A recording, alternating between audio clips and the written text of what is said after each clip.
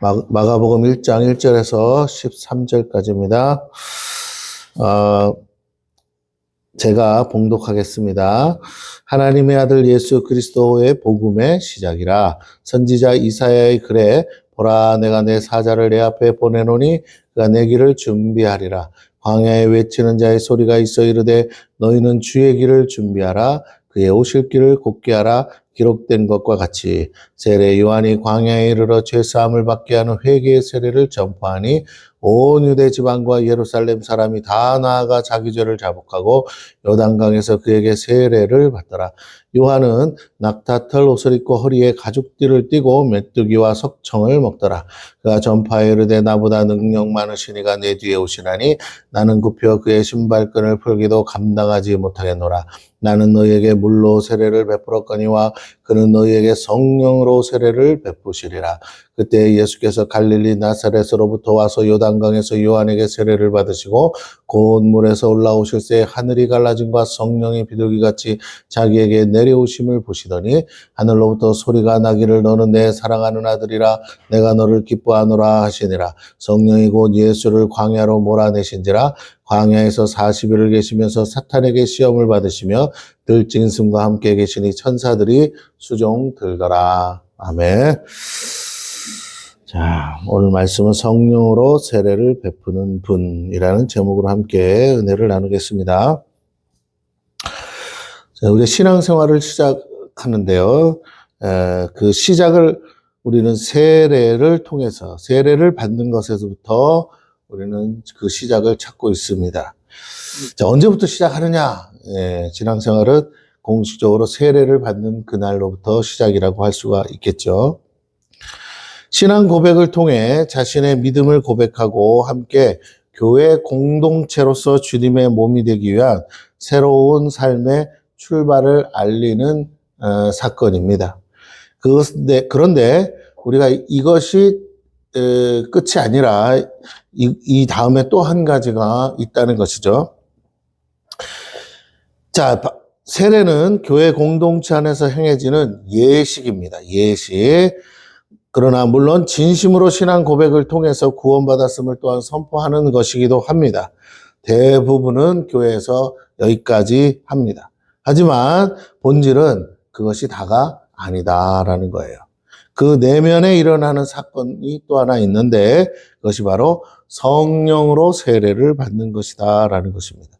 여러분, 우리가 물 세례를 받는 것뿐만 아니라 물 세례를 받을 때 우리가 기대하고 소망하는 것은 성령으로 세례를 받는 것이에요. 물 세례를 받는 걸로 끝나면 안 돼요. 물 세례만 얘기해서는 안 돼요. 오늘날 많은 교회들이 물 세례를 그것이 교회에서 해줄 수 있는 전부인 것처럼 하는 경우가 있습니다. 목사인 내가 어떻게 성령을 줘? 성령은 내가 주고 말고 하는 게 아니야 라고 생각합니다. 그런데 성경을 자세히 보면 하나님은 그렇게 일하시지 않는다는 거예요. 하나님은 세워진 목회자들을 통해서 성도들이 신앙을 고백하고 예수 그리스도 안에 들어올 때 물 세례뿐만 아니라 예수님이 그러셨던 것처럼 성령으로 세례를 베풀기 원하신다라는 거예요. 그래서 이 성령으로 세례를 베푸는 일은 굉장히 인격적인 일입니다. 그냥 성령이 일방적으로 오시는 게 아니라는 거예요. 목회자가 그냥 안수하면 성령이 막 부어지는 것도 아닙니다. 내가 성령을 받기를 사모하고 성령님을 내 안에 모셔드려야 된다라는 거예요. 그럴 때 예수 그리스도를 나의 구주로 삼을 때 성령께서 강력하게 임재하신다는 겁니다. 물론 이걸 가르치지 않으면 또 성령이 임하시지 않는 경우도 있습니다. 그래서 교회는 반드시 물세례라는 예식을 통해서 그와 같이 우리의 영혼에 마치 우리가 물세례를 받듯이 영혼에 하나님의 성령이 폭포수와 같이 부어질 수 있다는 것을 가르쳐줘야 됩니다. 이것을 기대해야 되고 이것이 실제 사건이 되도록 우리는 간구해야 합니다. 그래서 그 성령 세례를 통해서 우리의 신앙생활이 본격적으로 시작된다는 것을 우리가 깨달아야 한다는 거예요. 교회를 다닐 수 있습니다. 세례받고 소위 말하는 교회 생활이 시작될 수 있어요. 그러나 내 내면에서부터 하나님과 인격적 교제, 만남이 이루어지는 것은 성령의 세례를 통해서 가능하다는 것이죠. 그때부터가 진짜 시작이다라는 거예요. 그래서 아직 성도들 중에 신앙생활을 제대로 시작하지 못한 사람도 많다. 예수님을 믿기는 믿어요. 근데 예수님과 아무 관계가 없어요. 예수님과 교제가 없어요. 예수님과의 인격적 만남도 없어요. 예수님과의 대화도 없고. 그러니까 하나님을 믿기는 믿는데 하나님을 그냥 우상 숭배하듯이 믿는 거예요. 절간에 세워진 부처님처럼 믿는 거예요. 그래서 교회에 와서 빌고 가는 거죠. 아니에요, 여러분. 교회에 와서 교회는 빌러 오는 곳이 아니에요. 하나님은 어디든 여러분과 함께 하시고 여러분 안에 계십니다. 그렇기 때문에 그 하나님과 인격적 교제가 이루어져야 돼요. 근데 우리는 평상시에도 성령을 따라 성령님과의 교제를 하지 못하죠. 끊임없이 사람과 만나서 사람 둘이서 길을 가는데 아무 말도 안 하고 간다고 생각해 보세요. 거기서 어떻게 인격적 만남, 결코 친밀한 관계는 생길 수도 없고, 그리고 대화를 하지 않으면 우리가 아무 일도 안 일어나는 거예요. 남과 같이 길을 가는 거랑 다를 바가 없어요. 그렇습니다. 오늘 하나님이 내 안에 계시다면 나는 그 하나님과 대화해야 돼요. 교제해야 돼요. 그래서 인격적인 만남이 이루어져야 한다라는 것이에요. 신앙생활은 거기서부터 시작입니다. 우리끼리 만나는 게 신앙생활이라고 생각하시면 여러분 그것은 교회 생활이지 신앙생활이 아닙니다. 여러분 착각하면 안 돼요. 다시 말씀드립니다. 교회 몇 명이 있어야 되겠습니까? 여러분 교회 100명이 있을 수도 있고 1000명이 있을 수도 있어요. 그렇게 1000명, 10,000명 모이는 교회 가시면 여러분 거기 있는 사람들과 교제합니까? 거기 있는 분들이랑 대화해요? 거기 있는 분과 스케줄 짜서 어디 뭐 놀러 가고 그러십니까? 아니에요. 저도 다녀봤지만 1000명 되는 교회, 10,000명 되는 교회 다녀도 한 사람도 못 사귈 수 있어요. 예배 드리지만. 그러나 우리가 그것을 잘못됐다고 안 하는 이유는 우리가 사람과의 만남을 위해서 교회를 가는 게 아니기 때문에 그래요. 하나님께 예배하러 가는 것이에요. 살아계신 하나님께, 보이지 않지만 살아계신 하나님께 예배하러 온 거예요. 사람에게 얼굴 도장 찍으러 온 게 아니라는 거예요. 목사님께 얼굴 도장 찍으러 온 것이 아닙니다. 여러분이 나오시든 안 나오시든 그건 저와 아무 상관이 없어요. 하나님과 관계가 있기 때문에 하나님이 그것에 대해서 말씀하시고 하나님이 그것에 대해서 지적하시고 하나님이 그것에 대해서 책임을 물으시기 때문에 우리가 교회 예배당에 나와서 하나님께 예배하는 것이지, 여러분 저 때문에 나오시면 안 되고 저를 위해서 나오셔도 안 되고 저랑 아무 상관이 없다는 거예요. 그 점을 여러분이 꼭 기억하셨으면 좋겠어요. 물론 믿음이 없는 분들에게 이제 신앙의 첫 시작을 하시는 분들은 아무것도 모르니까 얘기를 하고 가르쳐드리고 권면합니다. 근데 사실 그걸 누가 해야 됩니까? 목회자는 강단에서 선포하는 것이 전부라고 할 수가 있어요. 여러분이 내가 전도한 사람이든 이제 신앙생활 처음 한 사람들 그들에게 권면하시고 가르쳐주고 그들을 격려하고 응원해서 비록 삶에 여러 가지 방해와 어려움들이 있을지라도 교회에 나올 수 있도록 여러분이 도와주셔야 돼요. 목사가 일일이 쫓아다니면서 전화하고 신방에서 오는 경우도 있을 수 있지만 그렇게 해서는 안 된다는, 그건 교회가 교회의 기능을 하지 못하는 거죠. 여러분 그렇잖아요. 그러니까 저와 여러분이 한 팀이 되어서 일을 하려면 여러분이 계속 돌아보셔야 돼요. 혼자 예배드리는 것보다는 같이 예배드리는 게 훨씬 낫잖아요. 그러니까 여러분들이 주변에 정말 여러 가지 일들을 만난 성도들을 돌아보시고 그들과 같이 신앙생활 하자고 격려하고 응원해서 우리가 이 성전을 또 채워가시기를 바랍니다. 그러나 그들이 없다고 그래서, 사람이 부족하다고 그래서 여러분 나도 아무도 없어서 나 만날 사람도 없고 뭐 재미없어서 안 갈래. 여러분 물론 그럴 수 있어요. 근데 그건 교회 생활이에요.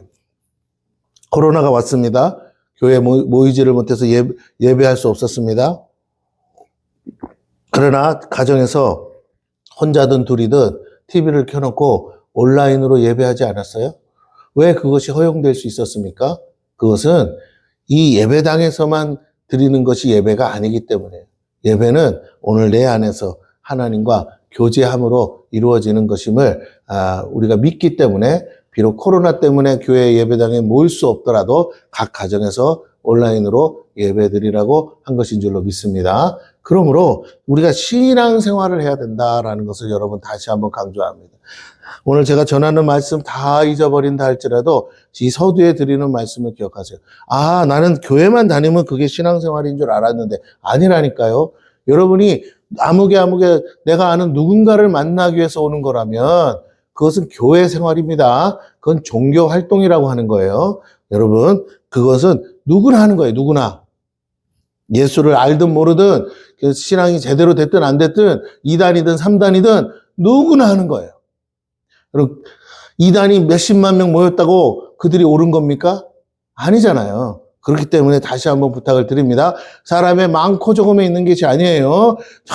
정말로 중요한 것은 내가 하나님을 제대로 믿느냐 안 믿느냐의 문제지 내가 진리를 따르냐 따르지 않느냐의 문제입니다. 여러분이 부르짖으면 하나님이 여러분에게 응답하시느냐 안 하시느냐의 문제예요. 나와 하나님과 인격적 교제가 있느냐 없느냐의 문제지 여러분 다른 부차적인 것에 여러분 마음 두면 안 됩니다. 그것은 신앙생활이 아니라고 그랬어요. 사람이 많은 교회로 가고 싶으면 가시면 돼요. 그러나 진짜 신앙생활을 하고 싶다면 하나님을 만날 수 있는 곳, 하나님이 살아 역사하시는 곳에서 하나님과 영적 교제를 하시는 저와 여러분 되기를 축원합니다. 예. 교회라고 십자가 걸고 간판 달면 다 교회는 아니에요, 여러분. 하나님이 그곳에 임재하셔서 역사하시는 곳이 따로 있습니다. 그래서 우리가 그 점을 분명히 하셔야 돼요. 교회를 다니지만 성령 세례를 강조하지 않는 교회가 얼마나 많은지 아세요? 제가 느낌적으로, 제가 정확하게 조사한 건 아니니까 느낌적으로 보자면 한국 교회 안에 70% 이상은 성령 세례를 강조하지 않습니다. 교회를 나와서 예수 그리스도를 자기의 구주로 영접하고 입술로 시인하는 것으로 이미 구원받았다고 믿고 신앙생활하는 사람이 허다합니다. 그래서 교회 가서 아무런 체험이 없어도 아무런 영적인 체험이 없어도 아무 문제가 없다고 생각하는 거예요. 네, 다시 한번 여러분에게 부탁을 드릴게요. 예수 믿으면 여러분이 예수 그리스도를 믿는다고 하는 그 믿음이라는 거 있잖아요. 믿으면 죄 사함을 받습니다. 할렐루야. 성경 어디에도 없는 것을 여러분이 가지고 와서 여러분의 기대와 소망을 거기다 비추지 마세요. 다시 말씀드립니다. 예수 믿으면 어떻게 된다고요? 죄 사함을 받는 것이에요. 어떤 죄라도 지금까지 지은 모든 죄를 예수 그리스도의 이름으로 고백할 때, 시인할 때 어떻게 하신다고요? 다 사해 주신다고 약속한 줄로 믿습니다. 아멘? 네. 죄가 사함받은 사람만 어딜 갈 수 있다고요? 천국에 갈 수 있어요. 죄 사함 받기 위해서는 뭐 해야 됩니까? 예수를 믿고 회개해야 돼요. 내가 죄인이 아닌데 예수를 왜 믿습니까? 죄를 사함받을 이유가 없는데 내가 예수를 왜 믿어요?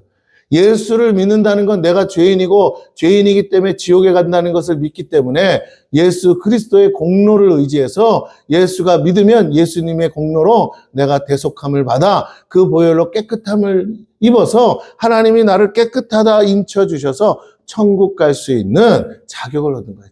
자격을 얻은 거예요. 그러나 천국에 간 것은 아니에요. 이제 예수 믿고 난 다음에 남은 일이 뭐라고요? 천국 갈 일이 남았어요. 그런데 잘 들으세요. 예수 믿고 죄 사함 받았는데 그 이후로 거듭났다고도 합니다. 그런데 그 이후로 거듭난 내 영이 거듭났다라는 말은 하나님과의 관계가 회복되었다는 거예요. 에덴에서 아담이 그랬던 것처럼 죄를 짓기 전과 같이 하나님과 뭐 할 수 있다고요? 영적인 교제가 가능해졌다라는 거예요. 그러면 내가 거듭났다는 건 성령으로 거듭난 거예요.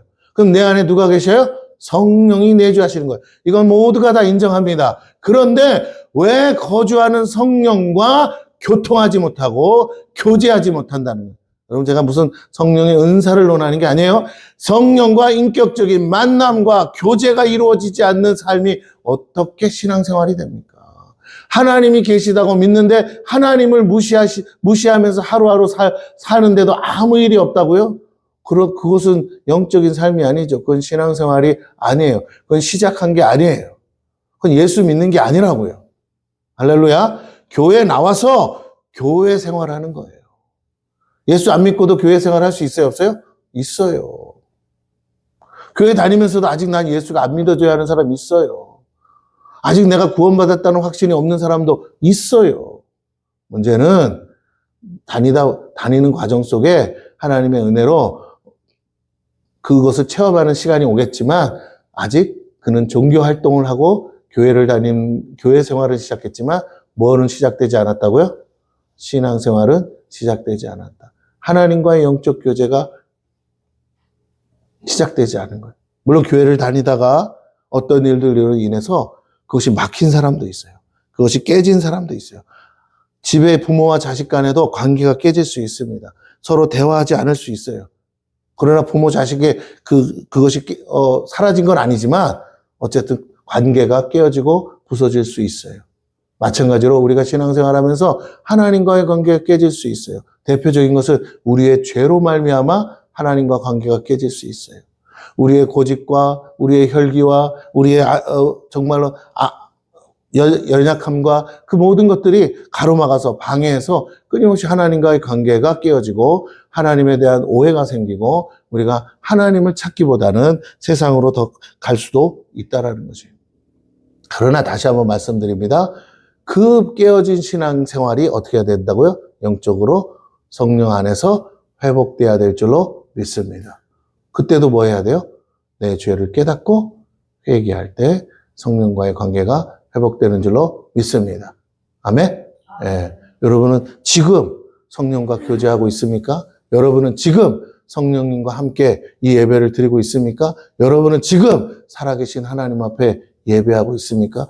여러분은 지금 저를 통해서 말씀하시는 성령의 음성이 들리고 있습니까? 이게 중요해요. 성령의 세례를 받는 것이 얼마나 중요하면 예수님도 그것을 강조하시고 부활하신 이후에 승천하시면서 제자들에게 말씀하셨죠. 뭐라고요? 당부하셨어요. 예루살렘을 떠나지 말고 내가 아버지께 받아 너희에게 주시겠다고 약속하신 성령을 받기까지 이 예루살렘을 떠나지 말라고 당부하셨어요.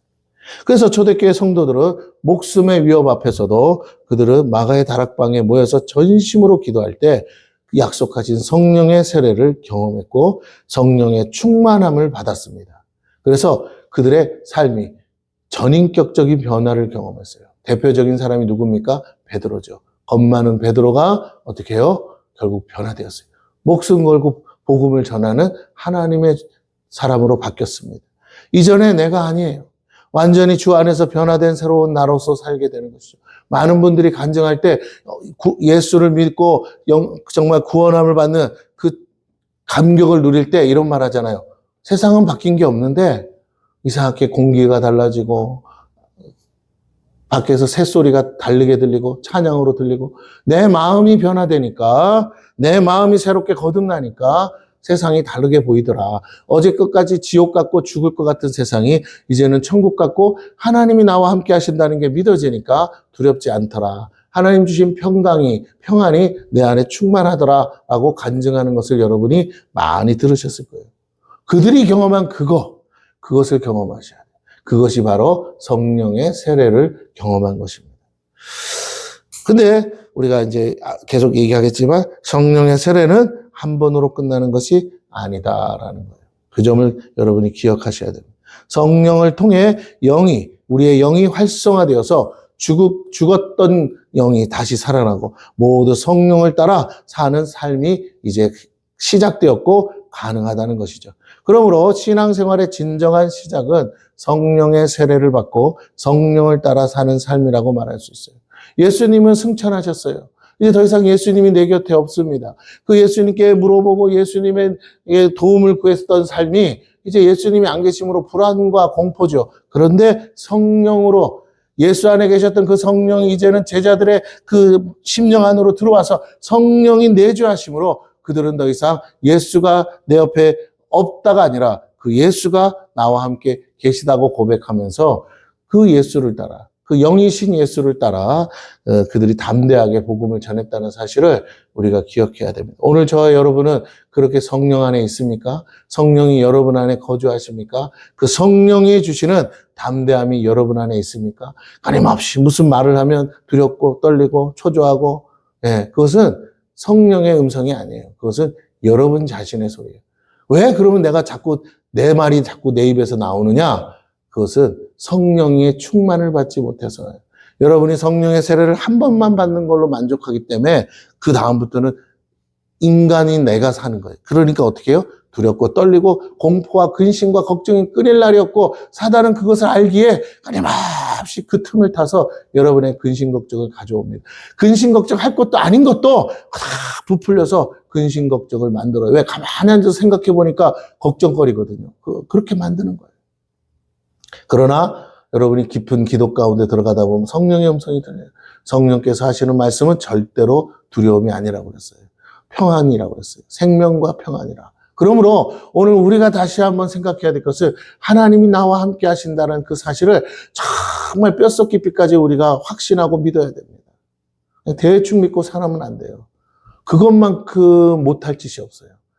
여러분, 어떤 일을 하는데도 대충 알면 사고가 나게 돼 있어요. 맞습니까?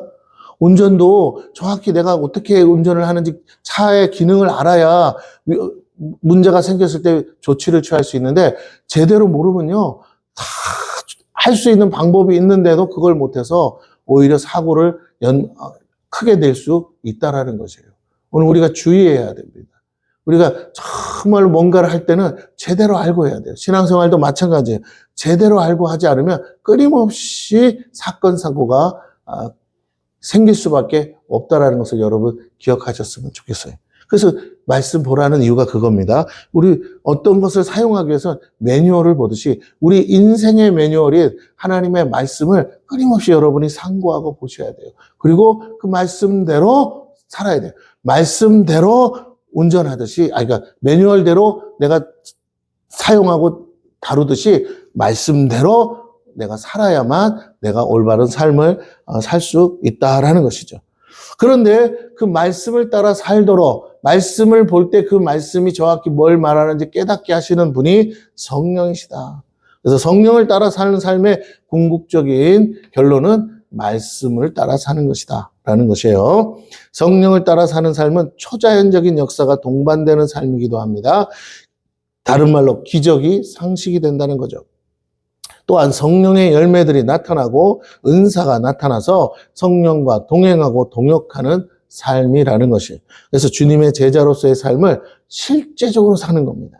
주님이 행하셨던 일과 그보다 더한 일도 할 수 있게 된 것이에요. 저 자신도 마찬가지예요. 저도 교회를 다니고 예수님을 믿고 물론 인격적 교제도 했지요. 그러나 성령을 통해 초자연적인 역사들을 경험하는 순간 저의 믿음이 한 단계 업그레이드되고 이제까지 듣기로만 듣던 삶이 실제로 나를 통해서 이루어지는 것을 보면서 하나님 살아계심을 다시 한번 제가 깨닫게 되었어요. 내가 그전에 믿었던 것은 정말 반쪽도 안 되는 정말 부족한 신앙생활이었구나. 그러면서 성령을 체험하면서부터 내가 온전한 신앙생활이 무엇인지를 조금씩 알아가게 됐다라는 것이죠. 여러분 중요합니다. 성령으로 시작된 초대교회는 그 이후에 성령으로 인해서 폭발적인 부흥을 경험했어요. 핍박과 환난 속에서도 신앙을 잃지 않았습니다. 목숨 걸고 믿음을 지켰다는 거예요. 이건 사람이 결심한다고 되는 게 아니라는 거예요.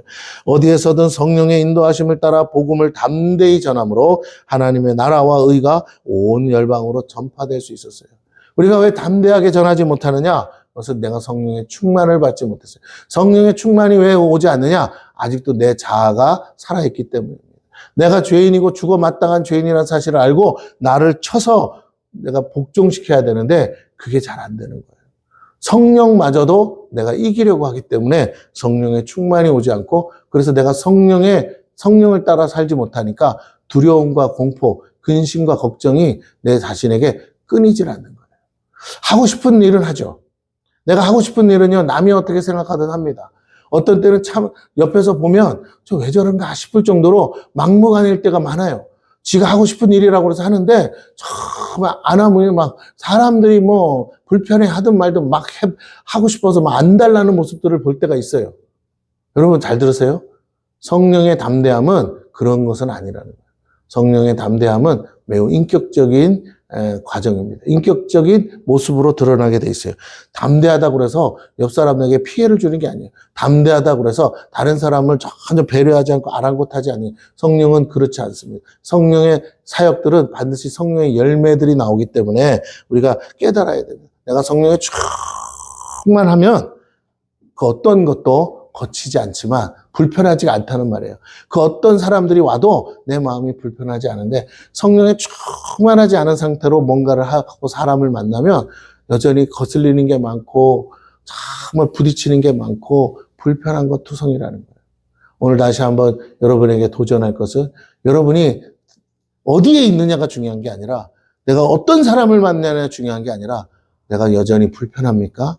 그러면 여러분이 성령의 충만을 받지 못했다는 걸 아세요. 다시 말하면 성령의 세례가 와야 돼요. 그것을 구하셔야 돼요. 사모하셔야 돼요. 날마다 구하셔야 돼요. 날마다 충만하게.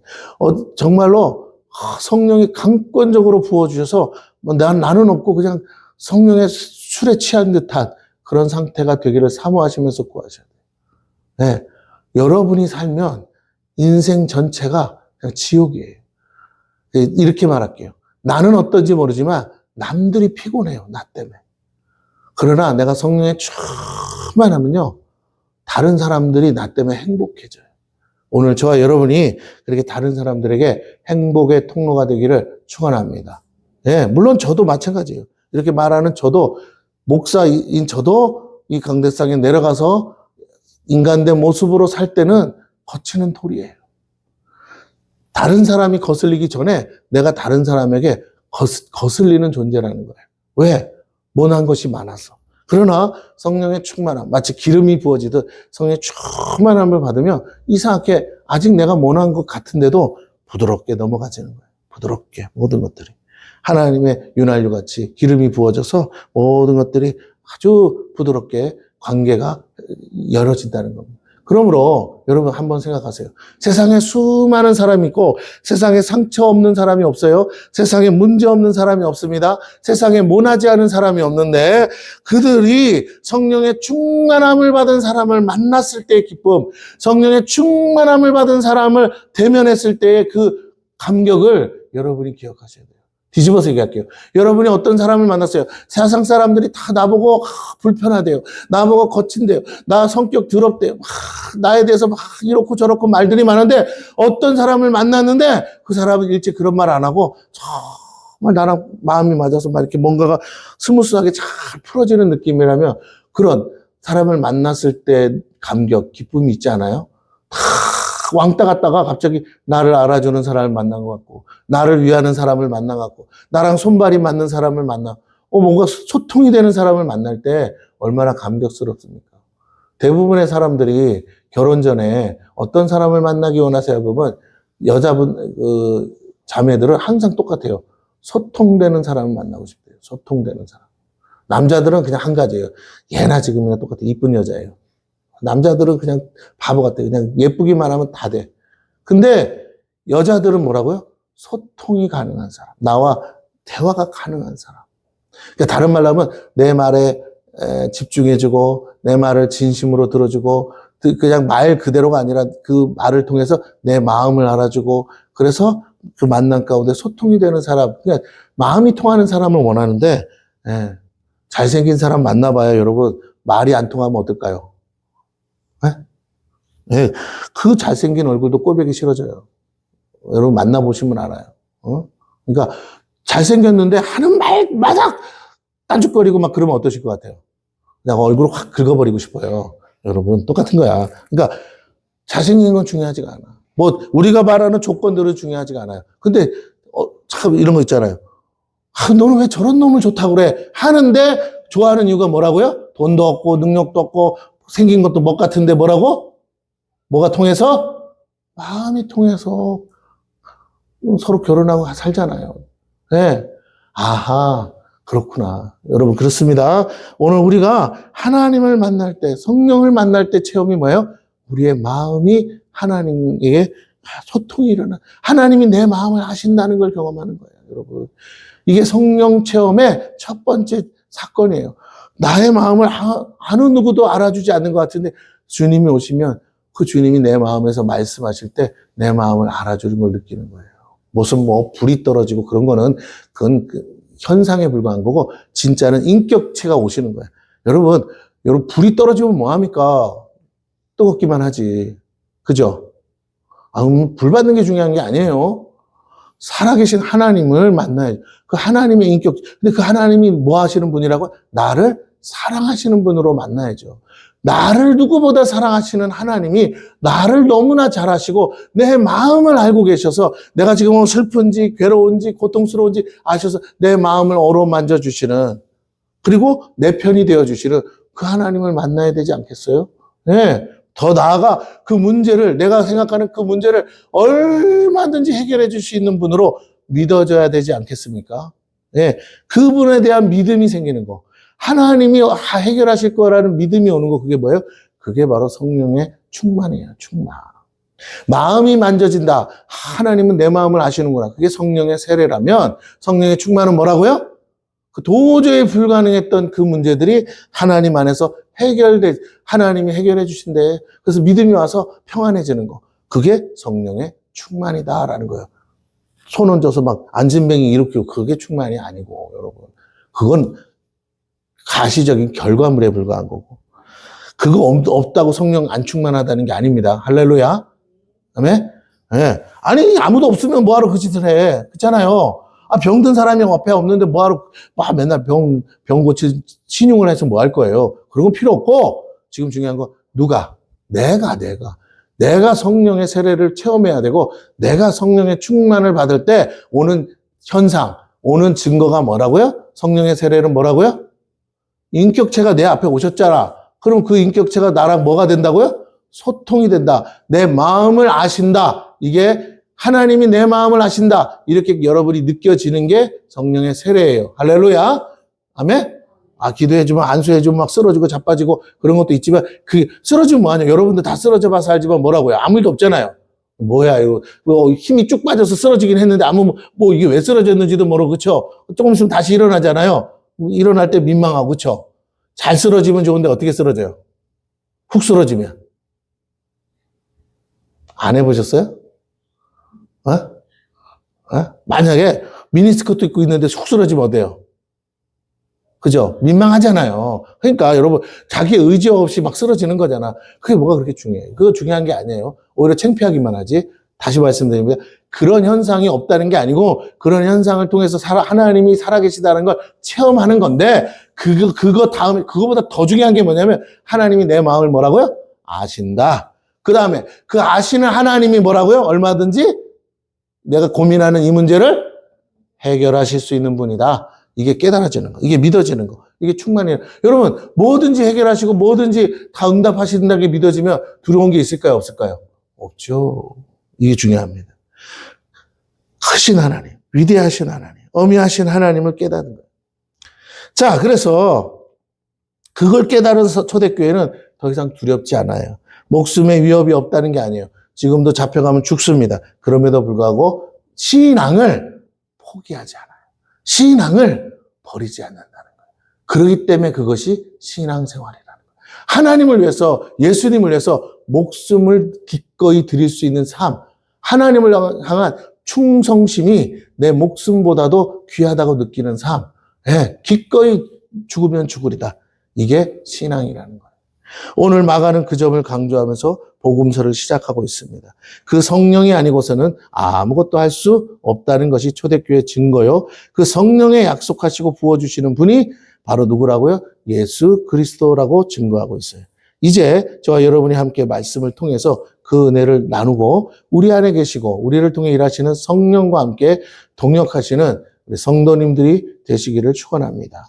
1절을 보겠습니다. 하나님의 아들 예수 그리스도의 복음의 시작이라.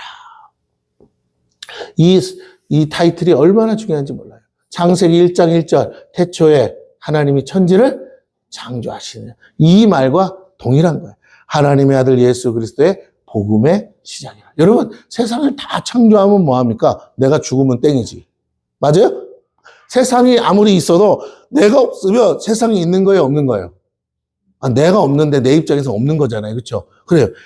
하나님이 말씀으로 세상을 창조하신 것도 위대한 일이지만 그 하나님이 복음으로 나를 다시 새롭게 창조하신 줄로 믿습니다. 그래서 세상을 창조하신 하나님을 만나게 되고 그 하나님이 말씀으로 창조하신 세상을 내가 보고 누리게 되는 것이에요. 아멘? 근데 그 세상을 뭐라고요? 우리에게 주셨다는 거예요. 여러분, 이게 중요합니다. 마가는 복음서를 쓰면서 서두에 이것이 복음의 시작임을 강조해요. 근데 이 복음이 예수 그리스도의 복음이라고 합니다. 복음은 유앙겔리온, 가스펠, 즉 기쁜 소식이라는 뜻이에요. 즉 예수 그리스도가 기쁜 소식이 된다는 겁니다. 구약의 선지자들 통해 예언된 메시아 곧 하나님의 아들이 오신다는 소식이요, 예언의 성취를 알리는 것입니다. 이 기쁜 소식을 우리는 이미 받았습니다. 예수 그리스도라는 이름이 나에게 기쁨이 아니라면, 기쁜 소식이 아니라면, 그것이 내 마음에 기쁨을 주는 이름이 아니라면 나는 신앙생활을 하는 게 아니에요. 나는 아직 성령 세례를 받은 게 아닙니다. 나는 예수 믿는 게 아니라는 거예요. 그러나 그 어떤 것과 상관없이 예수 그리스도가 나에게 소망이고 희망이고 예수 그리스도가 나의 길이요 진리요 생명이고 그 이름이 나의 기쁨이라면 여러분은 성령의 세례를 받으셨고 이미 죄사함을 받아 구원받은 줄로 믿습니다. 할렐루야. 단지 아직 충만하지 않을 뿐이죠. 2절에서 4절, 5절까지 봅니다. 선지자 이사야의 글에 보라, 내가 내 사자를 내 앞에 보내노니 그가 내 길을 준비하리라. 광야에 외치는 자의 소리가 있어 이르되 너희는 주의 길을 준비하라. 그의 오실 길을 곧게 하라. 기록된 것과 같이 세례 요한이 광야에 이르러 죄사함을 받게 하는 회개의 세례를 전파하니 온 유대 지방과 예루살렘에 사람이 다 나아가 자기 죄를 자복하고 요단강에서 그에게 세례를 받더라. 여기 중요한 건요. 뭐냐면 기록된 것과 같이라는 말이에요. 기록된 것과 같이. 여러분 여러분 성경에다가 표시를 해 놓으세요. 다른 거 다 떠나서 뭐라고요? 기록된 것과 같이. 근데 어떤 기록이었어요? 선지자 이사야의 글. 그 글에 무슨 내용이 있습니까? 내가 내 사자를 내 앞에 보내노니 그랬어요. 자, 그러면 내가가 누굽니까? 하나님이. 누구의 사자? 하나님의 사자를 누구 앞에? 메시아 앞에, 예수님 앞에 보내겠다는 거예요. 그가 예수님의 길을 준비하리라. 그가 광야에 외치는 자의 소리가 되어서 주님의 길을 준비하리라. 그러니까 뭐 한다? 주님이 오신다는 걸 뭐 하는 거예요? 미리 먼저 알리는 사람이라는 거죠. 그의 오실 길을 곧게 하리라. 그랬습니다. 오시긴 오시는데 길이 평탄하지 않으면 안 되는데 평탄하게 한다는 거죠. 예. 그래서 그렇습니다. 그런데 그가 누구예요? 그렇게 내 사자가 누구라고요? 세례 요한이라고 오늘 마가는 우리에게 말해주고 있어요. 세례 요한이 바로 광야에 외치는 자의 소리인데 뭐라고 외쳤습니까? 죄사함을 받는 회개 세례를 전파했다는 거예요. 뭐 하는 거? 죄사함을 받는 뭐라고요? 회개의 세례를 전파했다. 이게 중요합니다. 이 구절을 여러분이 기억하셔야 돼요. 다시요. 광야에서 뭘 외쳤습니까? 성경을 보세요. 여러분 절 보지 말고 광야에서 뭘 외쳤다고요? 죄 사함을 받게 하는 회개의 세례예요. 천국 가는 게 아니고 뭐라고요? 죄 사함을 받게 천국 가기 위해서라도 뭘 받아야 된다고? 죄 사함 받아야 되는데 죄 사함을 받게 하는 뭘 증거했다고요? 세례인데 어떤 세례? 그러면 이 세례를 받아야 돼, 안 받아야 돼요? 받아야 돼. 자, 그런데 이 세례는 일시적인 거예요. 아시겠습니까? 또 죄지면 어떻게 해? 또 받아야 돼. 자, 근데 또 줄 수가 없어. 그러니까 정말 힘든 거죠. 자, 회개의 세례를 전파했는데 회개의 세례라는 건 이런 거예요. 물세례예요. 물세례. 근데 그것은 그 세례를 받으라는 게 아니고 잘 들으세요. 회개의 세례를 전파했다는 말은 그 세례, 물세례를 주는 걸 통해서 무엇을 전하고 싶었냐면 이와 같이 너희가 물에 들어갔다가 다시 나는 거, 죽었다가 다시 새롭게 거듭나는 것 같이 그것이 그것이 이루어져야 되는데 이 물세례로 되는 게 아니라는 거예요. 할렐루야? 그냥 물세례는 하나의 뭐라고요? 예표야, 예표, 그림자. 이런 게 있다라는 거예요. 근데 육적으로 보여주는 거예요. 진짜는 영적인 거예요. 할렐루야? 육을 살리는 게 아니고 육을 죽였다 살리는 게 아니라 뭐를? 죽었던 영을 다시 살리는 것이 일어나야 되는데 그게 무슨 세례라? 그게 성령의 세례인데 세례 요한은 성령의 세례를 줄 수가 있어요? 없어요? 없어. 너희가 이제 곧 내 뒤에 오실 그분이 뭐라고? 이와 같이 내가 너에게 세례 주는 것 같이 뭘 주신다고요? 성령으로 세례를 줄 거야. 물로서가 아니라 성령으로 세례를 주는데 그 세례를 받아야 뭐라고요? 진짜 죄가 사해지는 거야. 아시겠습니까? 세례 요한의 세례로 죄가 사해지는 게 아니라 세례 요한이 전하는 건 나를 증거한 게 아니잖아요. 세례 요한 자신을 증거한 게 아니에요. 내가 너희들 죄를 다 용서해 줄게 이 말이 아니라 내 뒤에 오시는 이가 있는데 그분이 나처럼 이렇게 뭐 할 거라고요? 세례를 주는데 너희가 지금 내 앞에 와서 물에 들어갔다 나오는 것처럼 이건 정결 의식인데 육체를 깨끗게 하잖아요. 그런데 육체를 깨끗게 한다고 해서 죄가 사라지는 게 아니잖아요. 내 마음이 안 바뀌었으니까. 그런데 너희들의 그 죄가 가득한 마음을 완전히 새롭게 바꿔서 깨끗게 하시는 분이 있어. 그분이 물로써 몸을 씻듯이 너희의 마음을 씻어줄 거야. 뭘로? 성령으로 씻어줄 거야. 그 성령의 세례를 받아야 너희가 죄사함을 받고 구원을 받는다고 지금 증거하고 있는 줄로 믿습니다. 그러니까 세례 요한은 세례를 주지 마, 내 세례를 받으라 이런 게 아니에요. 그분의 세례를 받으라는 거예요. 그래서 예수가 오신 다음에는 제자들이 따라가도 뭐라고요? 뭐라고 그랬어요? 너희도 가야 하거늘 왜 너희는 나를 쫓아오느냐? 저분을 따라가라고 하는 거예요. 맞습니까? 네. 세례 요한의 제자들이 물었을 때 세례 요한이 오히려 반문했다니까요. 너희도 당연히 가야 하거늘 왜 여기 앉아 있느냐 이 소리예요. 아직도 깨닫지 못하냐. 저분이 내가 증거한 바로 그분 아니냐. 저분을 따라가라. 하나님의 아들. 아멘? 맞습니까? 이게 중요합니다. 자, 그래서 뭐라고 합니까? 회개서를 전파하면서 5절에 보세요. 온 유대 지방과 예루살렘 사람 다 나아가 자기 죄를 뭐 했다고요? 회개하려면 자복해야죠. 그러니까 회개라는 건 내가 죄인입니다라고 시인하는 사람에게 세례를 주는 거죠. 맞습니까? 그러면 성령의 세례도 어떤 사람에게 주신다고요? 내가 죄인이라는 사실을 인정하고 자복하는 사람에게 성령의 세례도 오는 줄로 믿습니다. 예. 그 자복하고 요단강에서 그에게 세례를 받았더라 그랬어요. 자, 중요합니다. 오실이라고 예언된 메시아의 예언은 세례 요한을 통해서 성취가 돼요. 메시아가 오기 전에 그가 오심을 준비하는 한 사람에 대한 예언이 이사야 선지자를 통해서 예언되었어요. 이사야 선지자는 무려 800년 전에 이 사건을 예언해 놨습니다. 근데 그 예언의 주인공인 세례 요한이 엘리야의 예언, 곧 엘리야의 마음을 가지고 와서 주의 오실 길을 예비하였다는 거예요. 마가는 이 예언을 알고 있는 모든 사람들에게 이 예언이 세례 요한을 통해 성취되었음을 선포했어요. 사실 제자들도 예수님 따라다니지만 제대로 못 깨달았죠. 그러나 나중에 예수님이 말해 주셨잖아요. 그가 바로 세례 요한이라고. 예.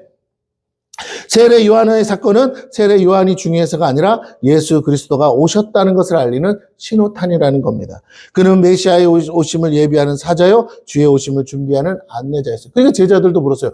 메시아이신 예수님 당신이 이렇게 오셨는데 성경에 보니까 당신 오시기 전에 엘리야가 먼저 온다고 그랬는데 그 엘리야는 어디 있습니까? 물었어. 그랬더니 너희가 아직도 못 깨닫느냐? 그거 이미 왔었잖냐. 세례 요한이 그 사람 아니냐라고 얘기했어요. 맞습니까? 그래서 세례 요한이 어떻게 살아요? 여러분 아는 것처럼 다음 구절에 나오지만 엘리야처럼 살잖아요. 맞습니까? 얼굴 표정이 멍청하게. 야, 다음 구절에 있다고 제가 힌트를 줬잖아요. 엘리야처럼 살잖아요. 그죠? 광야에서. 네, 그렇습니다. 그 복장만 봐도 뭐라고요?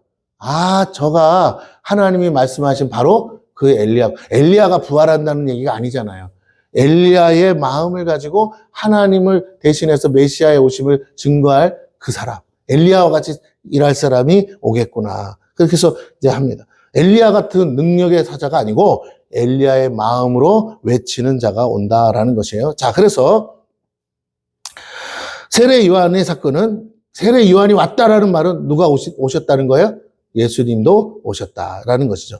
그는 메시아의 오심을 예비하는 사자였다는 거예요. 광야에서 외치는 자의 소리입니다. 그는 인생들이 메시아의 오심을 악망하고 그 마음에 영접할 수 있도록 길을 준비했다. 도대체 메시아가 어디 있다는 거야? 근데 본인이 내가 바로 근데 광야에 외치는 자의 소리인데 이제 곧 예수님 이미 오셨고 그분이 나타나실 거야 라고 말하는 거죠. 여러분 앞에 그분이 오시면 여러분은 나를 따라갈 게 아니라 누구로? 그분을 따라가라고 말해요. 교만과 오만 그리고 거만함으로 높아진 모든 마음을 낮추고 낮아지고 무너진 심령들을 다시 소망 가운데 회복해서 주님의 오심을 영접하고 그분을 앙망하도록 독려하는 것이 세례 요한의 사명이고 그것을 위해 회개의 세례를 베풀고 전파하는 것이 그의 사명입니다. 동시에 오늘날 교회가 해야 할 일이 바로 이 세례 요한과 같은 일이다라는 거예요. 그 결과 온 유대 지방과 예루살렘에 사는 경건한 유대인들이 모두 나와서 자기 죄를 자복하고 세례받습니다. 이것이 물세례고 오늘날 교회 안에서 세례식을 하는 것도 동일한 사건이에요. 그러나 그 물세례만 받으면 된다가 아니고 뭐라고요? 진짜 세례가 있는데 당신이 예수 그리스도께 그 성령의 세례를 받아야 한다는 거예요. 할렐루야. 예. 이 세례를 받는 조건은 자기 죄를 자복하고 회개하는 거라고 했습니다. 그 결과 죄사함을 받아요. 세례 요한을 믿었기에 죄사함을 받는 것이죠. 받는 것이 아니죠. 그들이 세례를 받았기에 죄사함을 받는 것도 아니에요. 그들이 오실 메시아 곧 예수 그리스도를 믿었기에 회개함으로 죄사함을 받는 것이다라는 거예요. 왜냐하면 모든 죄인의 죄를 사하실 수 있는 유일한 분이 바로 메시아입니다. 그러므로 예수님이 나에게 성령으로 세례를 베푸시는 것을 사람들이 알 수 있나요, 없나요? 없죠. 누구만 알아요? 나만 알죠. 그래서 제가 말씀드렸죠. 내가 성령의 세례를 받았다는 증거가 뭐라고요?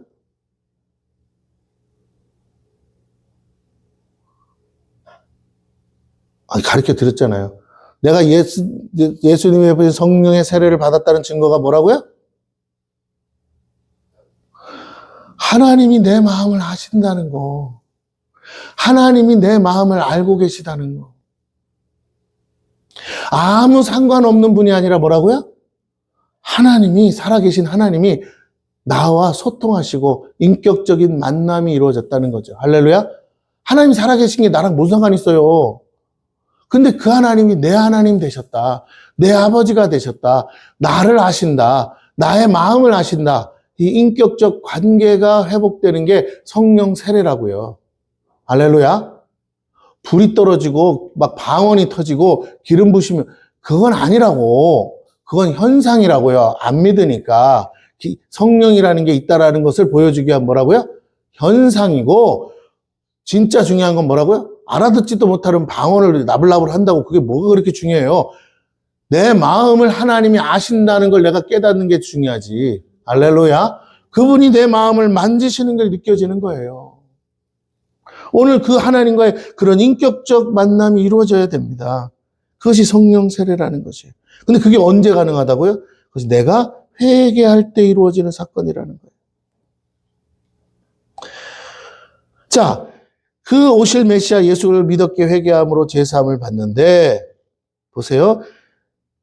왜냐하면 모든 죄인의 죄를 사하실 수 있는 유일한 분이 바로 메시아이기 때문에 하나님의 아들만이 우리의 모든 죄를 사하실 수 있고 그 죄값을 지불하실 수 있습니다. 나를 위해 십자가에 달려 죽으심으로 나의 모든 죄를 사하신 예수 그리스도를 메시아로 믿을 때 이 은혜가 임한다는 거예요. 그것을 믿고 고백하는 것이 세례입니다. 하지만 이 물세례는 진정한 회개를 이끌지 못해요. 내 마음을까지는 씻지 못한다는 거예요. 진정한 회개를 위한 세례는 오직 성령의 세례를 통해서만 가능하다는 것이에요. 그래서 6절에서 8절을 다시 봅니다. 요한은 낙타 털 옷을 입고 허리에 가죽띠를 띠고 메뚜기와 석청을 먹더라. 그가 엘리야라는 거죠. 그가 전파하여 이르되 나보다 능력 많으시니가 내 뒤에 오시나니 나는 굽혀 그의 신발끈을 풀기도 감당하지 못하겠노라. 그러니까 내 뒤에 오시는 이가 누구라고요? 메시아다. 나는 너희에게 물로 세례를 베풀었거니와. 이게 중요합니다. 내가 물로 세례 베풀어서 이게 중요한 게 아니야 라고 하면서 뭐라고요? 그는 너희에게 뭐라고요? 성령으로 세례를 베풀. 근데 하나님의 약속은 구약에서도 하나님의 약속은 뭘 주시겠다고 했다고요? 각 사람에게 남녀노소에게 성령을 주시겠다고 한 줄로 믿습니다. 그 성령이 부어져야 굳은 마음 강팍한 심령이 어떻게 된다고요? 부드러워지고 녹아지고 그때부터 하나님의 말씀에 뭐하는 마음이 생긴다고요? 순종하는 마음이 생긴다. 그러므로 성령 받지 않으면 결코 하나님 말씀에 뭐 할 수 없어요? 순종할 수 없어요. 여러분이 못돼서가 아니고 여러분이 성령 받지 않았기에 누구도 예외가 없어요. 여러분이 하나님의 말씀에 복종할 수 없어요. 그럼 그 성령을 어떻게 여러분이 구하시면 받을 수 있어요. 할렐루야. 여러분의 죄를 자복하고 성령을 부어달라고 기도하면 성령이 오십니다. 일시적인 회개의 세례는 물세례지만 진정한 회개의 세례는 예수 그리스도를 믿을 때 받는 성령의 세례. 초대교회 성도들은 마가다락방에서 이것을 최초로 체험했습니다. 여기서부터 새로운 교회가 시작됐어요. 이 모든 세례의 특징은 회개함으로 성취됐습니다. 자신의 죄인됨을 인정하고 다시 죄로부터 벗어났음을 선포하고 예수 그리스도로 말미암아 내 모든 죄가 사함받았음을 믿는 것이에요. 그래서 더 이상 죄의 종노릇하던 삶에서 이제 의의 종노릇한 삶으로 변화되는 것이요, 성령의 세례를 통해 성령을 따라 사는 삶이 시작되었다는 것이죠. 이 모든 것을 가능케 하시는 분이 바로 누구라고요?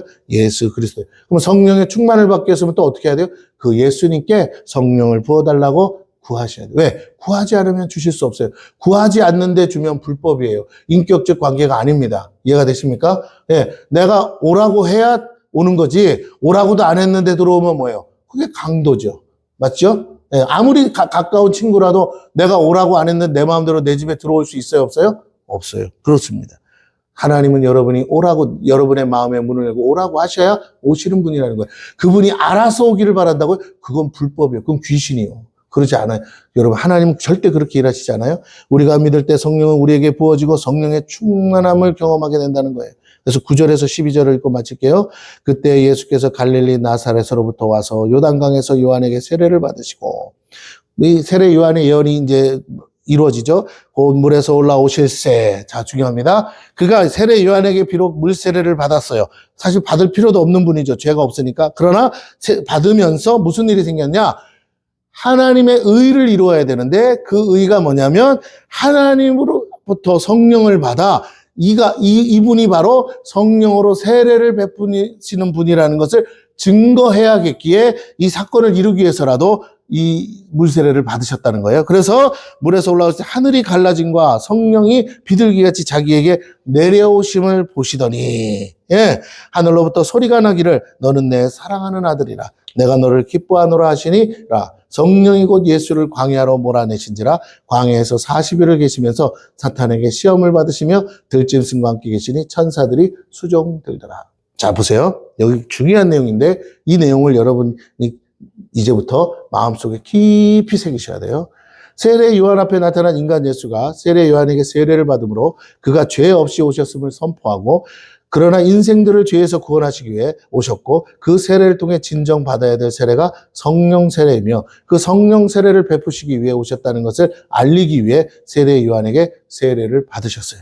자, 그래서 그가 바로 메시아요, 성령으로 세례를 베푸는 자로서 공식적으로 임명을 받는 것이 세례 요한을 통해 세례를 받는 사건이었다는 것입니다. 그때 하나님은 거룩한 예식을 통해 예수 그리스도가 메시아로서의 공생애를 시작함을 선포하시고 알려주셨어요. 그러니까 예수님도 성령 받기 전까지 뭐라고요? 공생애가 시작되지 않았어요. 하나님의 아들이라는 사실은 바뀌지 않았지만 죄가 없는 것도 마찬가지인데, 그럼에도 그가 공식적으로 세례 요한에게 세례를 받을 때 성령의 세례를 동시에 받음으로써 공생애가 시작된 줄로 믿습니다. 그렇다면 우리의 신앙생활도 언제부터? 성령의 세례를 받음으로부터 시작돼요. 교회가 언제부터 시작됐다고요? 성령의 세례가 마가다락방에 임할 때부터 시작되었다는 거예요. 그가 하나님의 아들이심을 친히 증거하셨어요. 하나님의 공식적인 인정을 통해 하나님의 아들로서 공생애를 시작하신 주님은 성령을 따라 광야로 나가 시험을 통과하시고 공식적인 메시아의 여정을 그러면 저와 여러분도 성령을 받으면 어떤 일이 생기느냐? 예수님이 우리에게 모범이 되셨던 것처럼 동일하게 우리에게도 성령을 따라 광야로 내쳐져 시험을 받는다라는 걸 기억하셨으면 좋겠어요. 우리 신앙생활하는 분들이 이걸 놓쳐요. 이걸 가르치잖아요. 이걸 잊어버려요. 아니에요. 성령 받으면 당장 무슨 좋은 일이 터지고 성령 받으면 갑자기 막 안 되는 일이 풀어지고, 그런 게 아니라 성령을 제대로 받은 사람의 특징이 뭐라고요? 성령의 이끌림을 따라 광야로 내쳐져 뭐라고요? 시험을 받는다. 광야로 내어진다는 게 뭡니까? 내가 제대로 하나님을 믿으면요, 모든 인간관계가 끊어지는 걸 경험하는 거예요. 나의 삶의 모든 것들이 끊어지는 거예요. 내가 정욕으로 구했던 모든 것들이 다 끊어지는 거예요. 어찌 세상 눈으로 보면 망하는 것 같고 무너지는 것 같고 실패하는 것 같은데 그게 아니라는 거예요. 하나님이 일부러 다 끊게 하시면서 광야로 내보내시는 거예요. 왜? 나와 독대하시려고. 나랑 1대1로 만나시려고. 너가 자꾸만 나를 만나러 오면서도 저거 쳐다보고 이거 쳐다보고 여기다 마음 두고 저기다 마음 두니까 하나님의 음성이 안 들리죠. 살아계신 하나님을 체험하지 못하죠. 성령의 충만을 받은 다음에도 늦지 않는데 성령의 충만은 받지 못한 채로 여전히 내 마음을 가진 채로 살아가니 신앙생활이 뜻대로 됩니까? 신앙생활이 제대로 됩니까? 늘 죄뿐이고 하나님 뜻과 상관없이 살아가죠. 그러니까 신앙생활이 오히려 안 믿을 때보다 더 지지고 볶고 엉망진창이 될 수밖에 없어요. 그래서 하나님이 다 끊어버리세요. 내가 그렇게 즐기고 좋아했던 것들이 끊어질 수밖에 없어요. 처음에는 그것이 왜 나한테 이런 어려움이 오는가 하는데 아니요. 하나님이 여러분을 사랑하시기 때문에 하시는 반드시 통과하는 과정이라는 것을 여러분이 기억하세요. 예수님이 그런 거 해서 뭐 할 거예요? 예수님 그런 거 안 해도 되는데 예수님이 가셨다는 거 우리가 가야 될 길이라는 걸 미리 보여주기 위해서 경험하신 거예요. 자, 그래서 성령을 받기 위해서는 어떻게 해요? 예수 그리스도가 메시아이고 하나님의 아들 성령을 베푸시는 분을 인정하시고 그것을 인정하는 첫 사건은 바로 우리의 죄인됨을 시인하고 회개하는 것이라고 했습니다. 즉 내 마음에 예수 그리스도를 구주로 영접하는 것이죠. 내가 주인된 삶을 회개하고 예수가 주인 되었음을 시인하고 증거. 여기에 답이에요.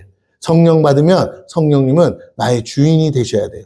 예수님이 나의 주인이 되셔야 돼요. 이건 불가분의 관계예요. 이것이 이루어져야 돼요. 내 마음의 보좌에 예수님이 앉으셔야 돼요. 그래야 내 삶이 온전해질 수 있어요. 죄 없이 살아갈 수 있어요. 죄 짓지 않고 살 수 있어요. 그래야 천국 갈 거 아닙니까? 그렇기 때문에 뭐라고요? 예수님이 주인 되셔야 되는데 광야로 내쳐지지 않으면요.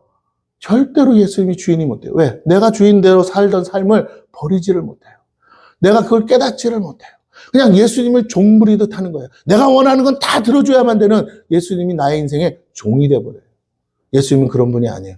나의 종 되려고 오신 분이 아니에요. 나의 주인 되려고 오신 분인 줄로 믿습니다. 할렐루야. 그래서 하나님도 아시기 때문에 어쩔 수 없이 내가 너의 주인이라는 걸 각인시키기 위해서라도 광야로 내모신다는 걸 깨달으시기를 바랍니다. 여러분이 예수님을 진짜 나의 구주로, 나의 주인으로 영접하지 않으면요. 여러분, 광야의 삶은 통과될 수 없어요.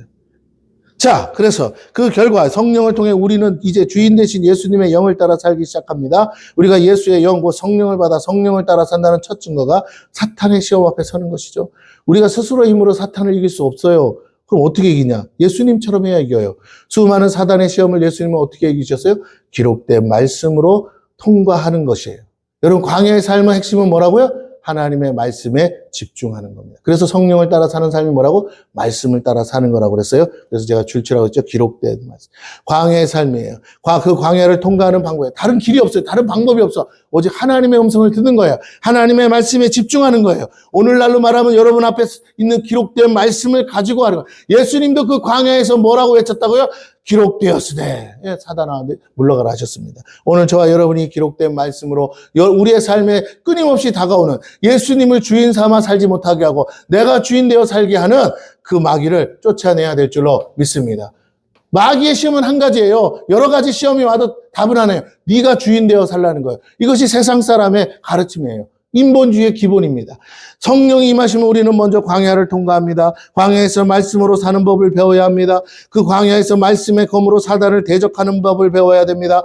그 광야에서 주야로 말씀을 묵상하는 삶을 배워야 됩니다. 그 광야에서 성령을 따라 사는 성령 충만한 삶이 뭔지를 깨달아야 됩니다. 그것은 내가 주인 되지 않고 주님이 주인 되는 거라고 했어요. 성령이 임하시면 말씀이신 하나님, 곧 말씀이 육신되어 오신 예수 그리스도를 그 내 안에 인카네이션 하는 거예요. 성육신하는 거예요.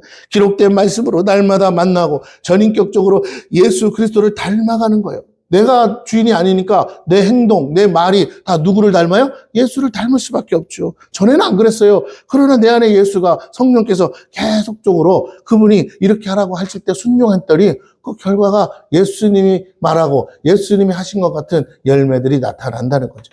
내가 주인된 삶에서 예수가 주인된 삶으로 살아가는 것이 예수를 영접한 삶이요. 예수가 오심을 준비한 자들의 삶. 그래서 예수님을 따라 성령을 따라 살면 갑자기 돈이 막 벌어지고 세상에서 성공하고 그런 게 아니에요. 여러분 그거 착각이에요. 그것은 마귀가 주는 유혹일 수 있어요. 진짜 예수 제대로 믿으면 뭐가 오냐면 잘 들으세요. 정말 예수 안에서 충만하고 예수가 나의 주인이 돼서 내가 예수님을 따라 살면 뭐가 오느냐? 세상이 줄 수 없는 평강이 오는 거예요. 할렐루야. 세상에 풍파하고 험한 잡다한 것이 와도 세상 사람은요 별것 아닌데도 두려워 떨어서 막 아무것도 못해. 그런데 예수 믿는 사람은 그 폭풍 속에서도 하나님이 지켜주심을 믿기에 안전하게 느끼게 평안할 수 있는 거예요. 예, 이게 중요한 거예요. 오늘 우리가 삶은, 여러분, 호랑이 굴에 들어가라도 뭐예요? 정신만 차리면 된다고. 그 정신이 안 차려지는 거예요, 여러분. 근데 예수 믿는 사람에게 성령께서 뭐라고요? 그 정신을 주셔요. 그 담대함을 주셔요. 두렵고 떨리지 않는 마음을 주세요. 그래서 올바른 생각, 올바른 판단을 내려서 내가 세상에 휩쓸리지 않게 하신다는 거예요. 내가 주인된 삶에서 예수가 주인된 삶으로 살아가는 것이 예수를 영접한 삶이요, 예수가 오심을 준비한 자들의 모습이라는 겁니다. 그 예수를 가까이 할 때 우리의 힘과 능으로 할 수 없는 것, 곧 예수님을 따르며 예수님처럼 사는 삶이 가능해지도록 성령을 부어주신다는 거예요. 오직 여호와의 신으로 사는 법을 배울 때 우리는 주님과 온전히 동행하고 하나 될 수 있는 것입니다. 지금도 수많은 목회자들이 그렇게 삶으로 여러분 앞에서 기적과 이적을 행함으로 보여주고 있지 않습니까? 예, 그래요. 우리 장로님도 갔다 오셨지만, 예, 예수님이 치료하셨습니다라는 말 한마디 어떻게 해요? 우리 장로님도 뛰었다며요. 네? 뛰라고 해서 뛰었다며요. 어때요? 뛰어보시는 거 어때요? 그냥 내가 뛰고 싶을 때 뛰는 거랑 그분이 뛰라고 그럴 때 뛴 거랑 어떻게 달라요? 네? 가볍죠? 네. 하나님이 일하신다는 거예요. 여러분, 그렇습니다. 우리가 어떻게 살아야 됩니까? 자꾸 나로 살면요, 내 몸뚱아리도 내가 버거울 때가 많아. 성령으로 살면요, 깃털보다 가벼워지는 역사가 일어날 줄로 믿습니다. 성령에 붙들려서 살아야 돼요. 예수님도 철저히 그렇게 우리를 대신해서 그와 같이 성령을 받으시고 성령을 따라 사셨어요. 우리와 성정이 같으신 예수님께서 우리의 모든 연약함을 가지시고 아시면서도 죄 없이 살 수 있었던 비결이 뭐라고요? 바로 이것이 비결이에요. 끝까지 하나님의 사명을 완수할 수 있었던 비결도 성령의 충만을 받은 거예요. 예수님은 성령 세례 한 번이 아니고 뭐라고요? 세례 요한에게 세례 받은 그 이후부터 계속 성령의 충만을 받은 줄로 믿습니다. 그래서 예수님은 은밀한 곳에 가시고 새벽 미병에 가시는 목적이 뭐라고요? 뭘 받기 위해서? 성령을 받기 위해 가시는. 전적으로 성령 안에서 성령의 기름 부신 가운데 성령의 능력으로 사는 것이고, 성령을 인격적으로 받아들이고 인정하며 성령과 교제하며 그분께 순종하며 사는 삶인 거예요. 새벽 기도를 드려야 된다, 그 말이 아니에요. 새벽 기도를 못 드릴 수도 있어요. 중요한 건 내가 기도하는 시간에, 예배하는 시간에 계속적으로 뭐가 와야 된다고요? 성령이 부어져서 성령으로 내가 생각하고 성령으로 말하고 성령과의 교제가 내 안에서부터 이루어져요. 내 안에 역사하고 내주하는 성령을 따라 사는 것이 성도 되시는, 여러분이 말씀을 듣다가도 여러분 안에 계신 성령께서 그것에 동의하고, 그래, 저것이 내가 너에게 해주고 싶은 말이야 하면서 깨달아지고 믿음이 생기고, 그런 성령의 터치가 여러분 안에 있어야 될 줄로 믿습니다.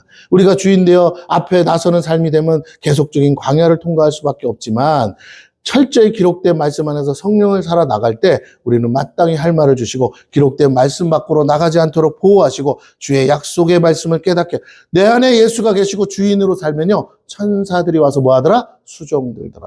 하나님이 천사를 보내서 여러분을 돕게 하신다는 거예요.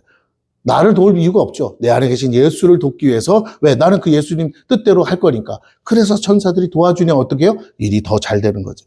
말씀으로 오신 예수 그리스도와 동행하는 가장 합당한 길은 성령에 의해 기록된 말씀을 먹고 사는 거예요. 그 말씀이 지식이 아니라 전인격적으로 변화된 인격체로서 열매를 맺을 때 우리를 통해 예수가 현재를 사시고 예수가 하셨던 일들과 그보다 더한 일들도 오늘, 지금, 여기서 행할 수 있게 된다는 거예요. 예수만이 하실 수 있는 일을 예수의 영이신 성령께서 예수를 대신해서 우리 안에서 행하시는 것이 성령의 충만. 내가 뭔 재주가 있어서 병자를 고칩니까? 아니요, 내가 하는 게 아니에요. 내 안에 계신 예수가 뭐라고요? 손을 얹어서 기도하게 하심으로 그 병자가 낫는다고 믿으시기를 축원합니다. 네, 그런 거예요. 그 예수님이 하신다고 믿어지면 도저히 나을 수 없는 것 같은 사람에게도 뭐 할 수 있다고요? 기도할 수 있는 거예요. 그러기 위해 내가 주인 되어 살았던 모든 삶을 회개하고 이제부터 예수가 주인 되어 기록된 말씀 안에서 살려고 날마다 주야로 그 말씀을 묵상하시는 저와 여러분 되시기를 축원합니다.